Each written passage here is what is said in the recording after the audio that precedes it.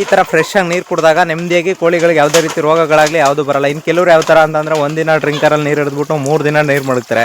ಈಗ ಒಂದಿನ ಮಡಗಿದ ನೀರು 3 ದಿನ ಕುಡಿಯೋಕೆ ಹೋಯ್ತು ಅಂದಾಗ ಕೆಲವಕ್ಕೆ ಅಲ್ಲಿ ಬ್ಯಾಕ್ಟೀರಿಯಾಸ್ಗಳು ಅಥವಾ ಇಲ್ಲ ವೈರಸ್ ಏನಾದ್ರು ಇತ್ತು ಅಂತಂದಾಗ ಕೋಳಿ ಇದಾಗಲ್ಲ.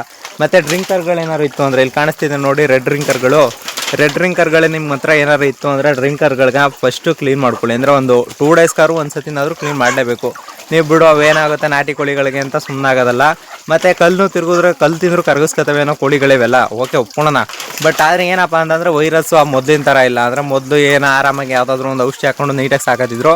ಈಗ ಔಷಧಿ ಎಷ್ಟೇ ಹಾಕಿದ್ರೂ ಅವಾಯ್ಡ್ ಮಾಡೋಕ್ಕಾಗಲ್ಲ ರೋಗಗಳು ಅಂತಿದ್ದಾಗ ಪ್ರತಿಯೊಬ್ಬರು ಮಾಡಬೇಕಾಗಿರೋದೇನು ಅಂತಂದರೆ ಡ್ರಿಂಕರ್ಗಳನ್ನ ಕ್ಲೀನ್ ಮಾಡ್ಕೊಳ್ಳಿ, ನೀರಿಡಿ, ಫ್ರೆಶ್ ಆಗಿರೋ ನೀರಿಡಿ.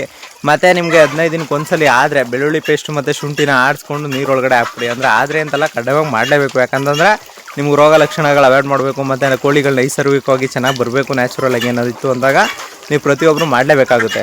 ಅಷ್ಟು ಮಾಡ್ಕೊಳ್ಳಿ. ಇನ್ನು ಮಿಕ್ಕದು ಏನಾದರೂ ಇತ್ತು ಅಂತಂದರೆ ನಿಮ್ಗೆ ಏನಾದರೂ ಬೇಕಾಗಿತ್ತು ಇಲ್ಲ ಅದ್ರ ಬಗ್ಗೆ ನಿಮ್ಗೇನಾದರೂ ಕೋಳಿ ಬಗ್ಗೆ ಮಾಹಿತಿ ಬೇಕು ಅಂತಂದರೆ ಮೆಸೇಜ್ ಮಾಡಿ ಫ್ರೆಂಡ್ಸ್. ಇನ್ನೊಂದೇನಪ್ಪ ಅಂದರೆ ನಾಟಿ ಕೋಳಿಗಳು ಬೆಳಗ್ಗೆ ಹೊತ್ತೆ ಜಾಸ್ತಿ ಮೊಟ್ಟೆ ಇಕ್ಕೋದು. ಮೊಟ್ಟೆ ಇಕ್ಕೋಕ್ಕೆ ಎಲ್ಲರೂ ಜಾಗ ಮಾಡ್ಕೊಂಡಿದ್ರೆ ನಿಮ್ಗೇನಾದರೂ ಈಗ ನಮ್ಮದೇನು ಅಂತಂದರೆ ಒಳಗಡೆ ಹೋಗಿ ಮೊಟ್ಟೆ ಇಕ್ಕೋದು ಕೋಳಿಗಳು. ಅಂದರೆ ಅದು ಕೂತ್ಕೊಳ್ಳೋ ಜಾಗದಲ್ಲಿ ಮತ್ತು ಅಲ್ಲಿ ಮೊಲೊಂದು ಬೋನ್ಗಳೈತಲ್ಲ, ಆ ಬೋನ್ ಹತ್ರ ಹೋಗ್ಬಿಟ್ಟು ಮೊಟ್ಟೆ ಇಕ್ಕೋದು. ಅದರಿಂದ ನೀವು ಮೊಟ್ಟೆ ಇಕ್ಕೋಕ್ಕೆ ಕೂಡ ಅಲ್ಲೇ ಜಾಗ ಮಾಡ್ಕೊಬಿಟ್ರೆ ಬೆಳಗ್ಗೆನೇ ಮೊಟ್ಟೆನೂ ಇಕ್ಕೊಂತವೆ. ಮತ್ತು ಈ ಥರ ಕೋಳಿಗಳು ಕಿತ್ತಾಡ್ತವಲ್ಲ ಮೇವು ಹಾಕಿದ್ರೆ ಇದು ಅಂತ ಕೇಳ್ಬೋದು. ಮತ್ತು ಏನಪ್ಪ ಅಂದರೆ ಇನ್ನೂ ಕೆಲವ್ರಿಗೆ ತುಂಬ ಡೌಟ್ ಇರೋದೇನು ಅಂತಂದರೆ, ಬ್ರೋ ನಮ್ಮ ಕೋಳಿಗಳಿಗೆ ಅಂದರೆ ಈಗ ಫೀಲ್ಡರು ಮತ್ತು ಡ್ರಿಂಕರು ಇದೆಲ್ಲ ಬರುತ್ತೆ. ಕೆಲವು ಕೋಳಿಗಳು ಫೀಲ್ಡರಲ್ಲಿ ಮತ್ತು ಇದರಲ್ಲೆಲ್ಲ ತಿನ್ನೋಕೆ ಇಷ್ಟಪಡಲ್ಲ. ಅಂದರೆ ನಾಟಿ ಕೋಳಿಗಳು ಯಾವುದೂ ಇಷ್ಟಪಡಲ್ಲ. ನೀವು ಒಳಗಡೆ ಕೂಡಕ್ಕೆ ಸಾಕ್ತಿದ್ರೆ ಇಲ್ಲ ಅಂದರೆ ಆ ಥರ ಇತ್ತು ಅಂದಾಗ ಮಾತ್ರ ನಿಮಗೆ ಇದು ಕೇಳೋದು, ಅಂದರೆ ಏನು ಫೀಲ್ಡರ್ ಕೇಳೋದು. ನಮ್ಮ ಹತ್ರ ಇರೋದ್ರಲ್ಲಿ ತಾರ್ಪಲು ಅಥವಾ ಈ ಥರ ಸೀಟು ಮತ್ತು ಈ ಥರ ಎಕ್ಸ್ಟ್ರಾ ಐಟಮ್ಸ್ ಏನಿದೆ ಅಂದರೆ ಯಾವುದಾದ್ರೂ ವೇಸ್ಟೇಜು, ಅಂದರೆ ಈಗ ತಾರ್ಪಲ್ ಆಗ್ಬೋದು, ಈ ಥರ ತಾರ್ಪಲಲ್ಲೇ ಹಾಕ್ಬಿಡ್ತು ಅಂದರೆ ವೇಸ್ಟ್ ಮಾಡ್ದಂಗೆ ತಿನ್ನುತ್ತೆ. ನೀವು ದಯವಿಟ್ಟು ಹಾಕೋರು ಫೀಲ್ಡರ್ ಆಗಲಿ ಡ್ರಿಂಕರ್ ಆಗಲಿ ಜಾಸ್ತಿ ಯೂಸ್ ಮಾಡೋಕ್ಕೆ ಹೋಗ್ಬಿಡಿ. ಫೀಲ್ಡರು ಡ್ರಿಂಕರ್ ಯೂಸ್ ಮಾಡೋದಕ್ಕಿಂತ ಹೆಚ್ಚಾಗಿ ಈ ಥರ ನೀವು ಈ ಥರ ಬೋಸಿಲ್ ನೀರು ಇಟ್ಬಿಡೋದು, ಮತ್ತು ಇಲ್ಲ ಅಂತಂದರೆ ಈ ಥರ ತಾರ್ಪಲಲ್ಲಿ ಮೇವು ಹಾಕ್ಬಿಡೋದು, ಈ ಥರ ಕಂಪ್ಲೀಟಾಗಿ ಹಾಕೊಳ್ಳಿ ಸಾಕು. ಇನ್ನೇನಾದ್ರಲ್ಲಿ ಎಕ್ಸ್ಟ್ರಾ ಏನು ಮಾಡಬೇಕಾಗಿಲ್ಲ, ನೀವು ಅಷ್ಟು ಮಾಡ್ಕೊಂಡ್ರೆ ಸಾಕು. ಇನ್ನು ವಾತಾರಿನ ಸಂಜೆ ಗಂಟೆಗೆ 5 ಲೀಟ್ರ್ ಡ್ರಿಂಕರಲ್ಲಿ ತಂದು ನೀರು ಇಡೋದಕ್ಕೆ ಇದು ಈಗೇನು ಈ ಬೋಸಿಲಿ ಎನಿ ಟೈಮ್ ನೀರು ಬೀಳ್ತಾ ಇರುತ್ತೆ. ಇಲ್ಲಿ ಕಾಣಿಸ್ತಿದೆ ನೋಡಿ, ಈ ಥರ ನೀರು ಬೀಳ್ತಾನೆ ಇರುತ್ತೆ. ಫ್ರೆಶ್ ಆಗಿ ನೀರು ಬರ್ತಾ ಇರುತ್ತೆ, ಫ್ರೆಶ್ ಆಗಿ ನೀರು ಕುಡಿತವೆ. ಕಾಲ ಮಗ ದಿನಕ್ಕೆ ಎಷ್ಟೊತ್ತ ಮೇವು ಹಾಕಿಲ್ಲ ಕೋಳಿಗೆ ಅಂತ ತುಂಬ ಜನ ಕೇಳ್ತಿದ್ರಿ.